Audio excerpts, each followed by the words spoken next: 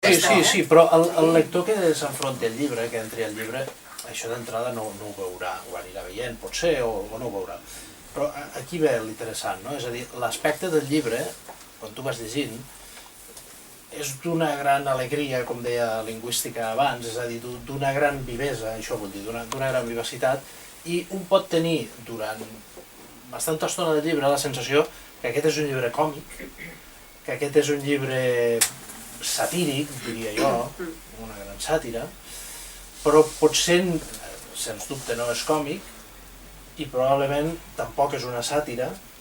Sí que l'humor està utilitzat tota l'estona i cada frase està, diguéssim, inflada i incoada d'una energia que podem dir que és humorística, però ara pensava en un article del Julià Guillamón que deia és una tragèdia això, no és una sàtira, no és un... Però en canvi l'aspecte, la forma de parlar, el to del llibre, sí que és un to fresc, desfermat, desinhibit, alegre de vegades, per explicar aquesta mateixa confrontació de dues grans idees, de dues grans concepcions que hi ha de fons. I això m'ha cridat l'atenció perquè la literatura catalana és una tradició molt poc conreada. No sé si pots discrepar d'això, però la gran tradició d'això és la britànica. La britànica anant des de Tom Sharp, diguéssim, que és un satíric i és un humorista i és literatura còmica contemporània, fins a, jo què sé, l'Amy's pare, no el Martin Amis sinó el seu pare, fins a tota la tradició de la novel·la universitària humorística britànica, fins a coses, diguéssim, més iròniques del segle XIX o començaments del XX, com Retorn a Brightside. És a dir, tot aquest arc d'utilitzar l'humor probablement amb una finalitat d'enxampar el lector, però li estàs explicant una altra cosa, jo l'he vist poc a la catalana, o almenys conreada d'una manera reeixida.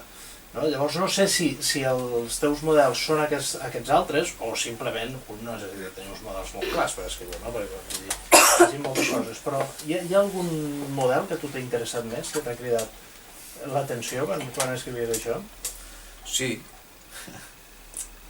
És que jo soc molt catxondo, Bueno, això és evident. Això és evident. El teu model ets tu, llavors. Jo porto dintre una alegria una cosa que no... Entens? Jo crec que això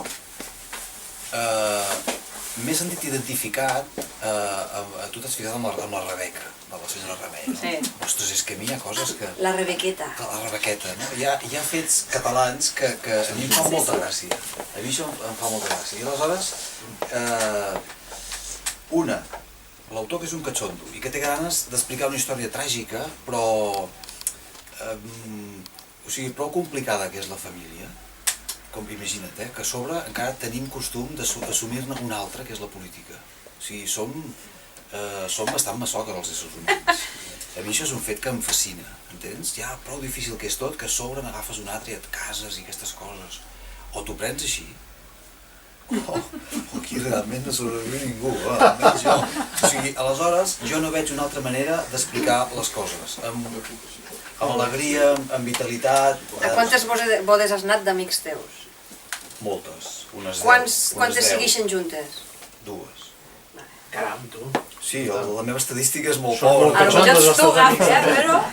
Clar, jo he arribat a pensar això, però fins i tot a les que no he anat també s'han separat. No, si quedes tranquil, no seràs tu el Gafe, perquè jo he cantat a unes quantes bodes i també algunes ja... Ostres. Per tant, o són Gafes los dos, Exacte. o aquí realment tens part de raó. O hem